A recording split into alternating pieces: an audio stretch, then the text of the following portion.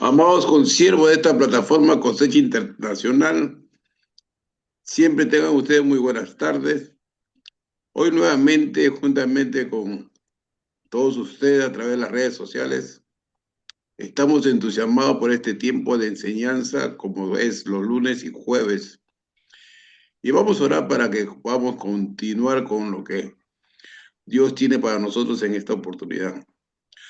Padre, en el nombre que está sobre todo nombre, Jesucristo nuestro Señor, venimos como embajadores y siervos tuyos, oh Dios, para compartir este tiempo, Señor, en tu presencia, en tu palabra, y que tú puedas fluir, oh Dios, en amor, en magnitud, Señor, de la palabra viva, Señor amado.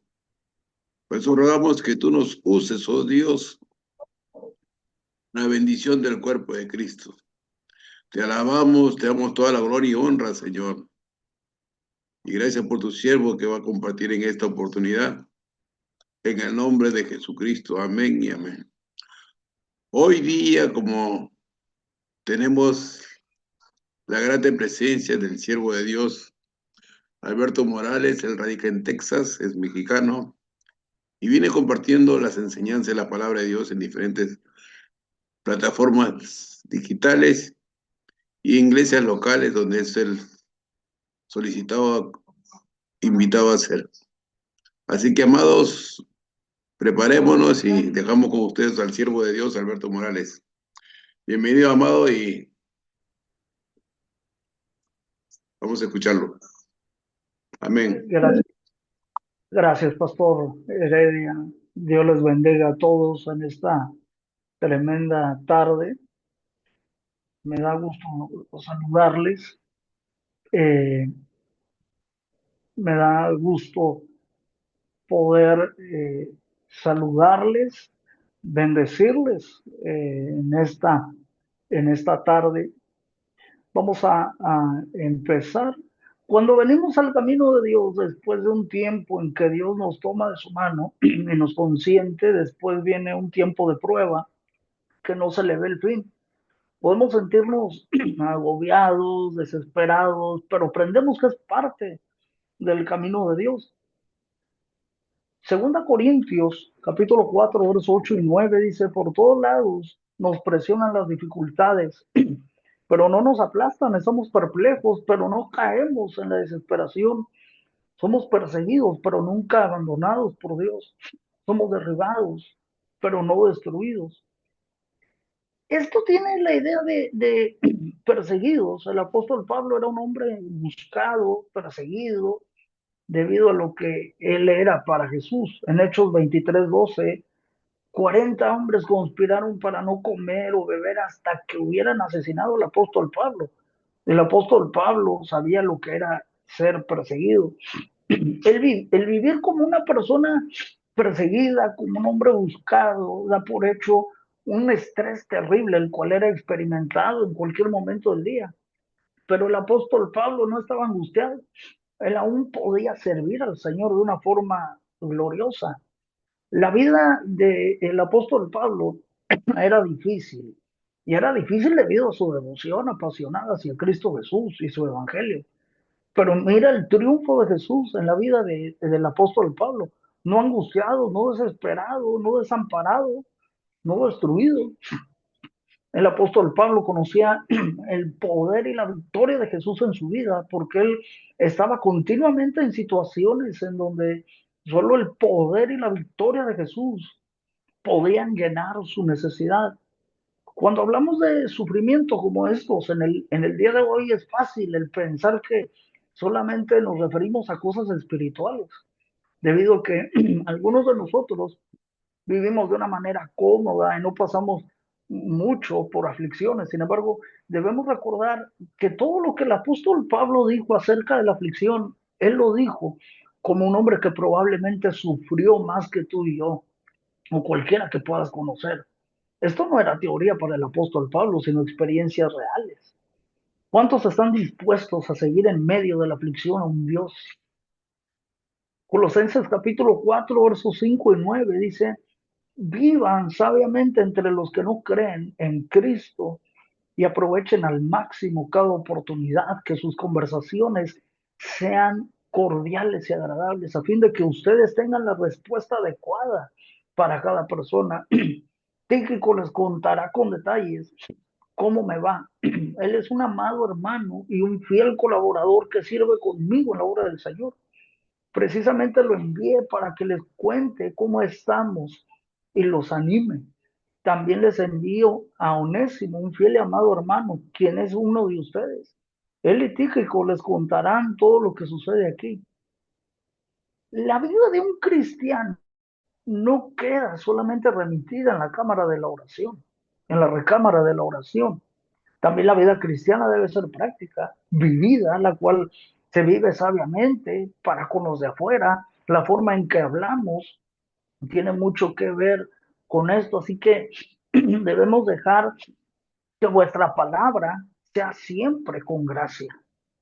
Reportes de conductas y creencias falsas de los cristianos estaban en circulación.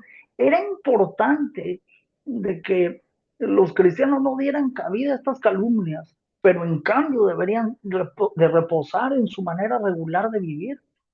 Sea vuestra palabra siempre con gracia.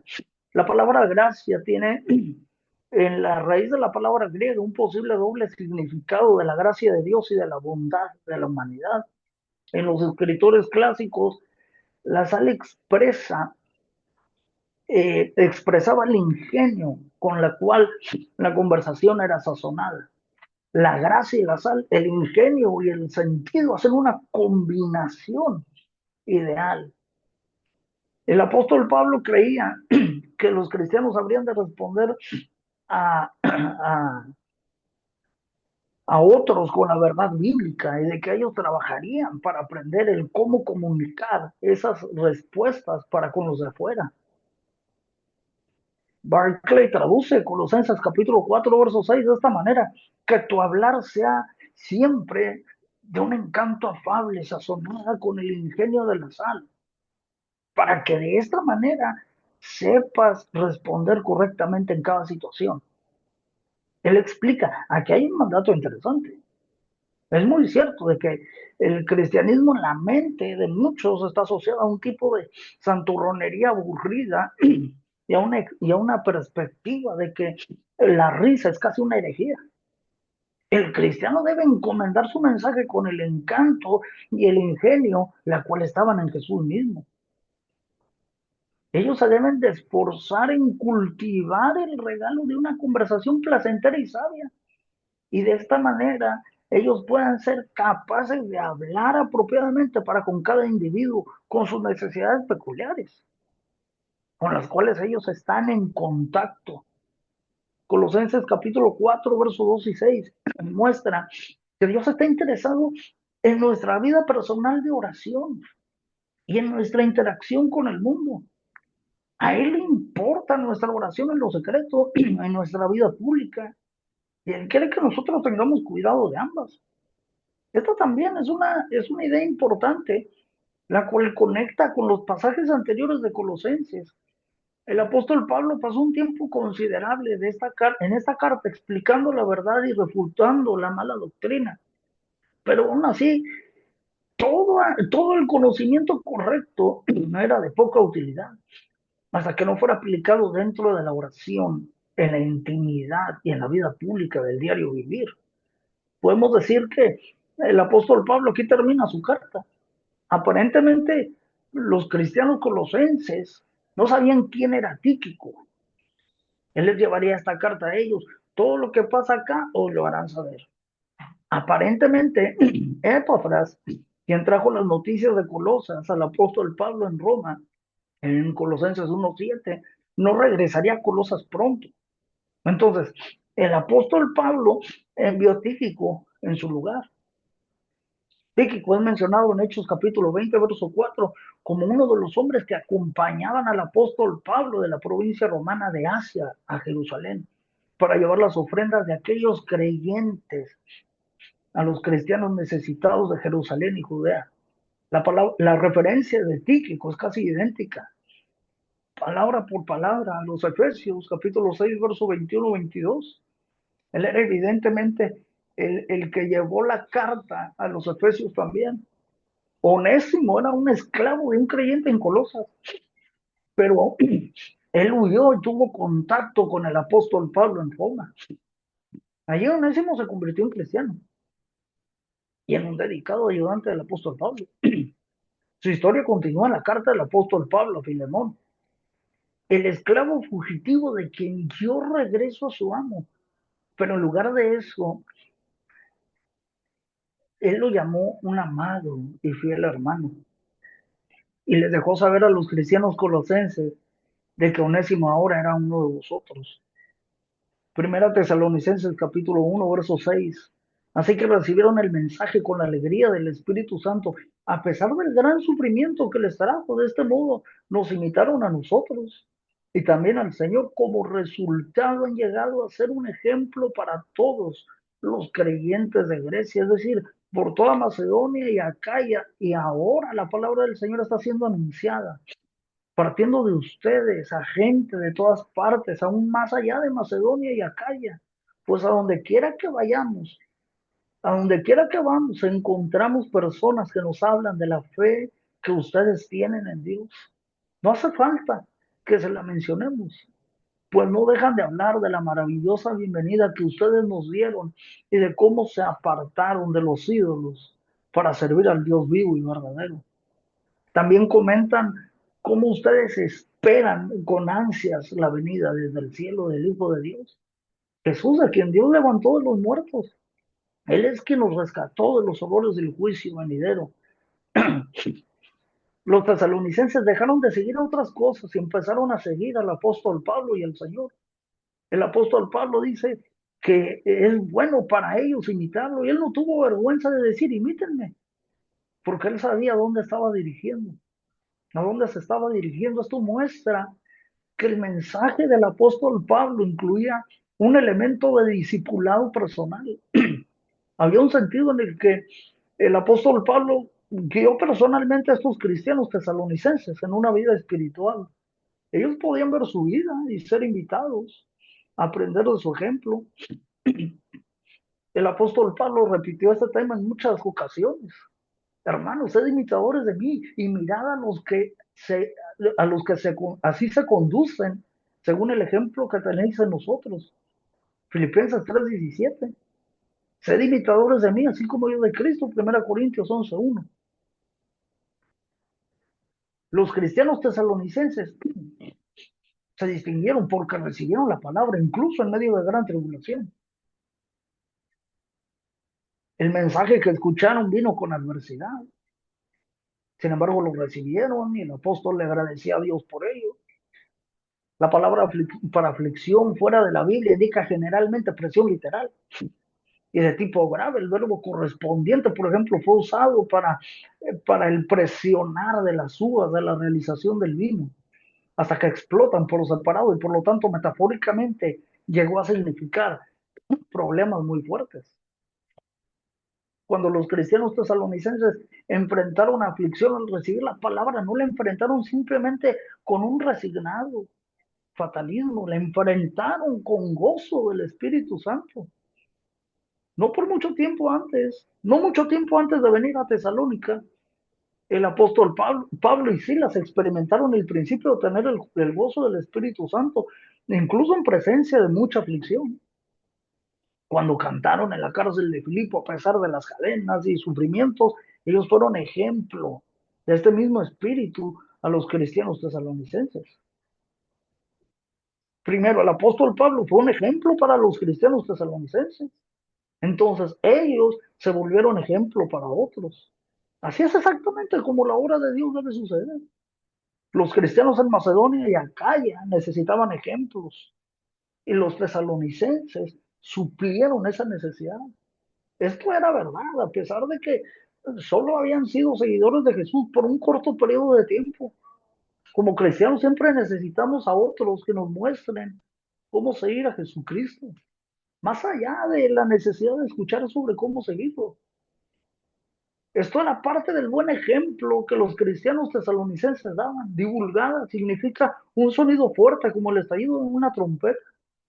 La buena obra que hizo el Señor entre los tesalonicenses fue conocida en toda la región y todos hablaban sobre los cambios. En una cosmopolita ciudad como Tesalónica, las buenas noticias podrían ser divulgadas en todo lugar, a toda la tierra.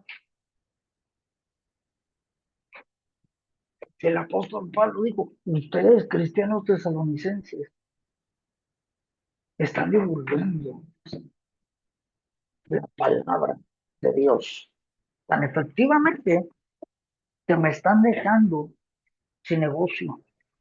No tenemos necesidad de hablar nada. El apóstol Pablo empareja dos ideas. La palabra de Dios ha sido divulgada y su fe en Dios se ha extendido. Estos son dos aspectos esenciales. Estos dos aspectos son esenciales. Si una iglesia va a difundir el evangelio, primero necesitan un mensaje que difundir. Y ese mensaje necesita primero impactar sus propias vidas. Segundo, necesitan que la fe salga para que su fe en Dios sea conocida por el mundo. La simple predicación del evangelio ha hecho mucho para convencer y convertir a los pecadores, pero las vidas de los seguidores sinceros de Cristo, como una ilustración de la verdad de la doctrina, han hecho mucho más. Las aflicciones en la agenda de Dios, ningún creyente está exento de pasar por momentos difíciles. Nadie puede escapar de atravesar crisis o circunstancias dolorosas. En la Biblia existen ejemplos de hombres de Dios con aflicciones. En la palabra de Dios encontramos ejemplos de personas que vivieron aflicciones drásticas y hombres que pasaron por situaciones muy lamentables. Por ejemplo, Job, un hombre con todas las cualidades para disfrutar del éxito, se vio envuelto en el dolor, se vio envuelto en la desesperación, se vio envuelto en las pérdidas más inimaginables, siendo recto, temeroso de Dios y apartado del mal, sufrió como jamás hubiera imaginado. Perdió todas sus posesiones, perdió todas sus propiedades, ganados, sirvientes e hijos. Poco después perdió la salud y la armonía que tenía con su mujer. Su reputación se acabó. Y cuando la gente de su entorno se enteró de todas las calamidades que azotaban su vida, pensaron que ocultaba algo pecaminoso y que por ello le había sobrevenido todo este mal. La reacción de Job fue admirable. Cuando parecía que nada tenía remedio, y aunque no comprendía la causa de sus problemas, nunca maldijo a Dios ni le atribuyó el propósito alguno. Job fue un creyente de íntima comunión con Dios.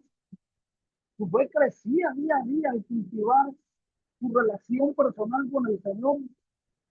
Poseía un conocimiento del poder del Todopoderoso, de manera que dijo, yo sé que mi Redentor vive y al fin se levantará sobre el cielo, y después de deshecha esta mi piel, en mi carne de ver a Dios.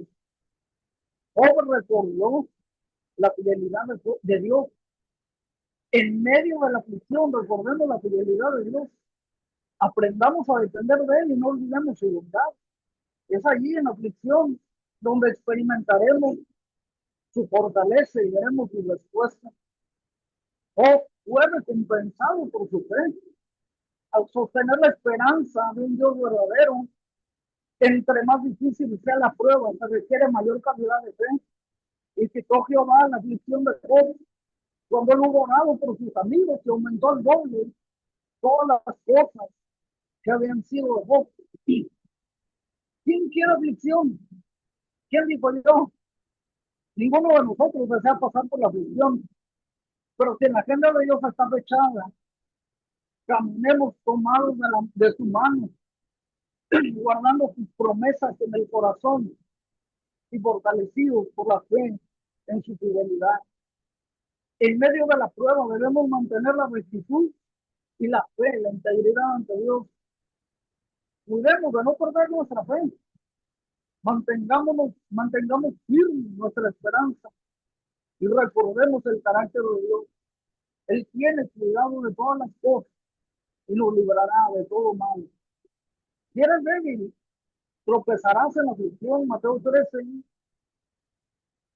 Pero como no tienen raíces profundas, no duran mucho. En cuanto tienen problemas o son perseguidos por creer la palabra de Dios, caen. Las semillas que cayeron entre los espinos representan a los que oyen la palabra de Dios, pero muy pronto el mensaje queda desplazado por las preocupaciones de esta vida y el atractivo de la riqueza. Así que no se produce ningún fruto. Las semillas que cayeron en la buena tierra representan a los que de verdad oyen y entienden la palabra de Dios y producen una cosecha 30, 60 y hasta 100 veces más numerosa de lo que se había sembrado. Como los pájaros comieron las semillas junto al camino, Mateo 13:4, así unos recibieron la palabra con corazones endurecidos y el malo rápidamente arrebata la palabra sembrada. La palabra no tiene efecto porque nunca penetra y es arrebatada rápidamente. La tierra al lado del camino representa lo que nunca, los que nunca realmente oyen la palabra con entendimiento. La palabra de Dios debe ser entendida antes de que realmente pueda dar fruto. Una de las obras principales de Satanás es mantener a los hombres en la oscuridad en cuanto a su entendimiento del Evangelio. 2 Corintios, capítulo 4. Satanás siempre se echa para estorbar la palabra. Él siempre tiene miedo, aún de dejar la verdad en contacto seco y duro con una mente.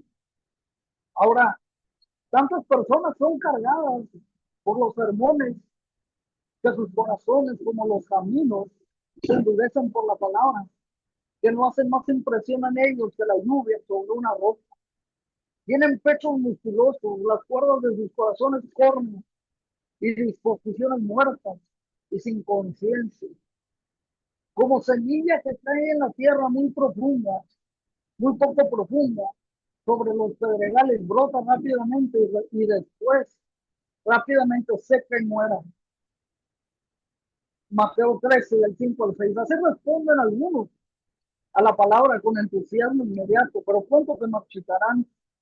Esta tierra representa a los que reciben entusiasmados a la palabra, pero su vida no dura mucho porque no están dispuestos a soportar la aflicción o la persecución por causa de la palabra. Spurgeon hizo aquí un buen punto. Quiero que entiendan claramente que la culpa no era de la brusquedad de su supuesta conversión. Muchas conversiones repentinas han sido las mejores que han habido. El problema no era su crecimiento veloz, sino su falta de profundidad. La aflicción es un término general por el sufrimiento que viene desde afuera. La persecución es infligido deliberadamente y usualmente implica un motivo religioso. Tropieza no es una pérdida de interés gradual, pero sí un colapso bajo la presión. Ningún creyente se libra de las aflicciones. Juan 16:33 en la Nueva Traducción Viviente dice: les he dicho todo lo anterior para que en mí tengan paz. Aquí en el mundo tendrán muchas pruebas y tristezas, pero anímense que yo he vencido al mundo. Con esto Jesús ofrece a sus seguidores. Él hizo este ofrecimiento en circunstancias adversas. En ese mismo momento, Judas estaba con sus adversarios, tramando, conspirando para su arresto. Jesús sabía que sería arrestado, abandonado, rechazado, mofado, humillado, torturado y ejecutado antes de que terminara el día siguiente. Pensaríamos que los discípulos deberían haberlo comportado. Sin embargo, Jesús tiene paz y suficiente para dar a otros. Te invito a que siga esa transmisión a través de YouTube. Compártelo, dale like y sigue el canal del pastor Eddie Alfaro. Bendiciones.